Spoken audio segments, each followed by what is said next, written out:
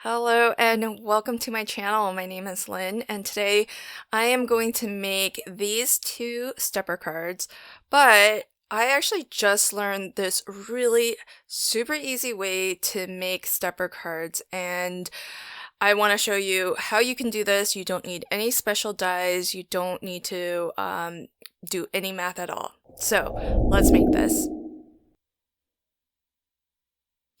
Okay, so I'm starting off with some heavyweight cardstock that I've already cut to 4¼ by 9 inches. Along the 9-inch edge, I am scoring at 1¼ 2½, and 5¾ and that 2½ score line I'm actually rescoring from the back. Then I have this second piece which measures 8½ by, that particular one was 2½ inches, but that's variable. You can actually modify that if you'd like. And then you want to score it along the 8½ inch edge at 5½. And I'm making two so that you can kind of see how you can change this, adapt it, and kind of do it on the fly too as you go. So let me go over those measurements again, just in case. So we have the main piece, which is 9 inches high by 4¼ wide. Along that 9-inch edge, you want to score it at 1¼ 2½, 5¾ and the two red lines, the ones at 1¼ and 5¾ those are going to be mountain folds. The 2½ inch score line will be a valley fold. So that's going to be the base of your stepper card. And of course you can always alter this, but this particular stepper will still fit into a US A2 size envelope.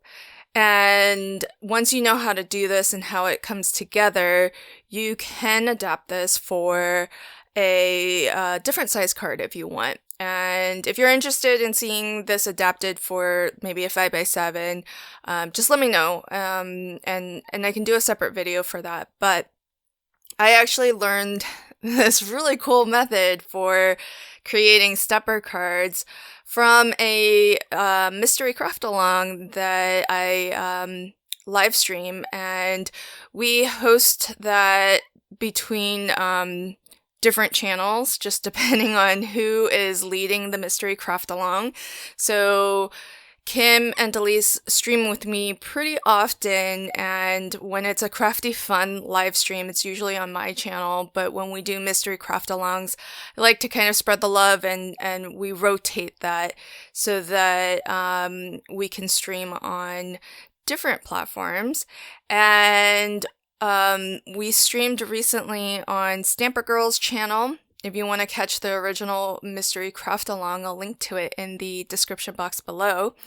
But she showed us how to create this really easy way of making a stepper card. And a mystery craft along is sort of like a blind craft where you don't know what you're doing. You just are following the instructions, and it had me guessing all the way to the end.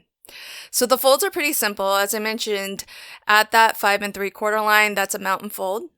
And then at the 2½ line, that's a valley fold. And then you have another mountain fold at that 1¼ line. And I just use the same pattern paper, which I've cut. So that bottommost panel, that measures 4¼ wide by 1¼ tall. And so just depending on how much of your card base you want showing, you can cut down your mats and layers to be as large or as small as you'd like. The top panel is 3¼ by 4¼ So again, you can kind of cut your mats and layers to whatever size you'd like.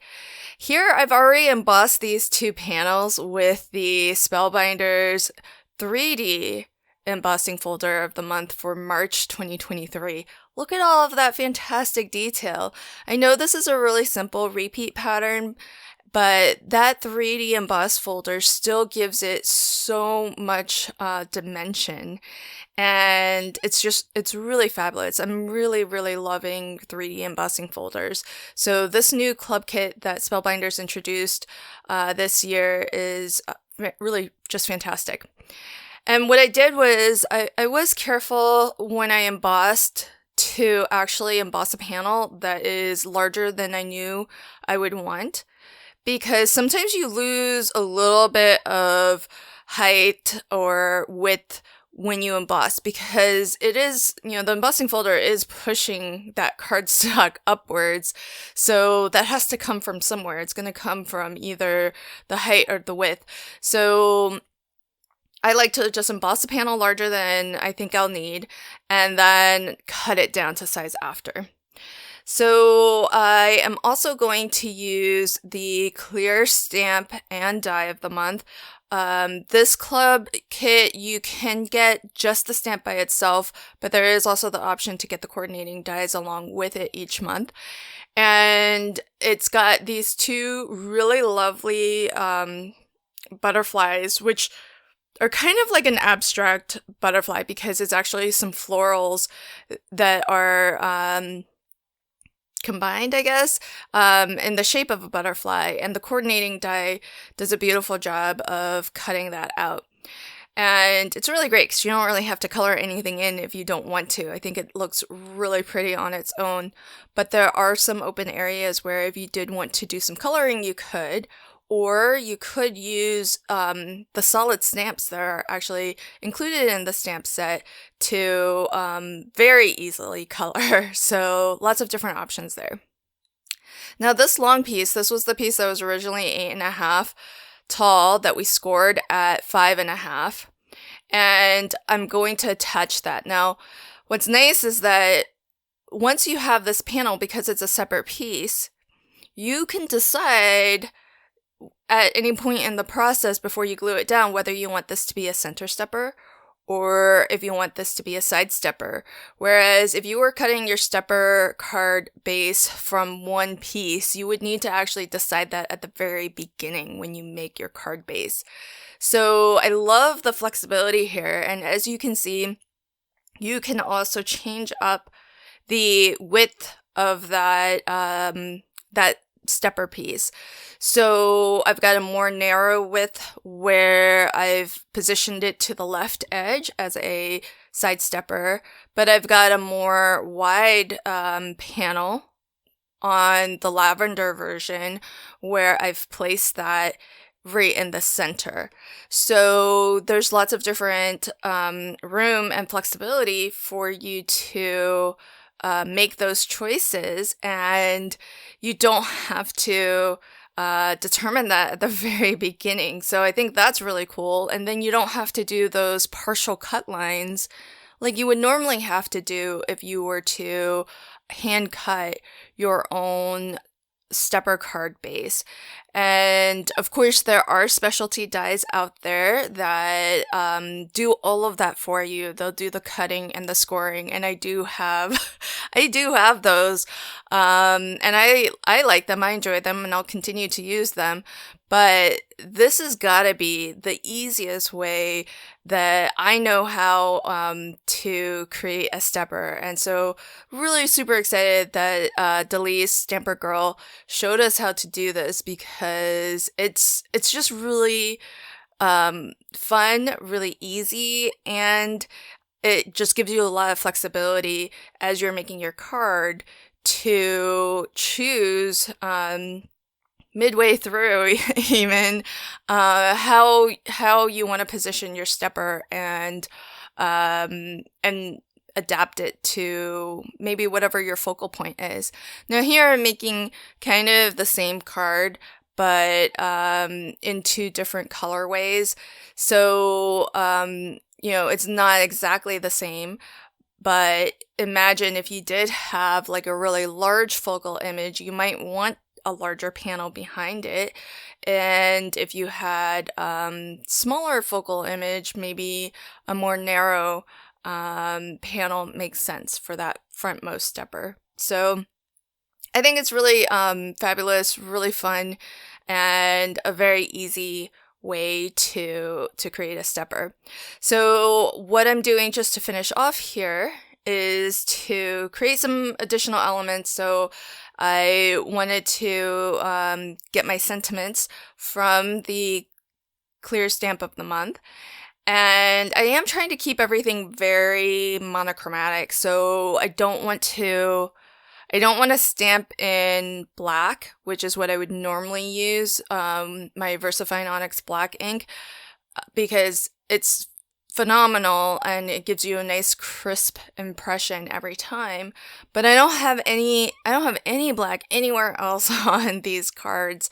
And usually when that's the case, I find it really hard to use black for my sentiment when it's the only thing that's black. So I've just chosen some ink colors to try to match it as best as I can. And here I die cut it's a really cool shape. It's actually the coordinating die that cuts out that stamp of that almost like an ornament shape. But I thought it was just a very cool shape to use as a sort of to ground your focal image. And on the pink version, because that shape is actually wider than my panel, I decided to use some vellum so that it's still back there, it's still anchoring my butterfly, but it's not a heavy element. Whereas on the lavender version that I'm working on now, I did die cut that out of a darker color so that my butterfly really contrasts against it. And when I attach my butterfly, I'm gluing it flush to that panel, along the center of the body in the middle there.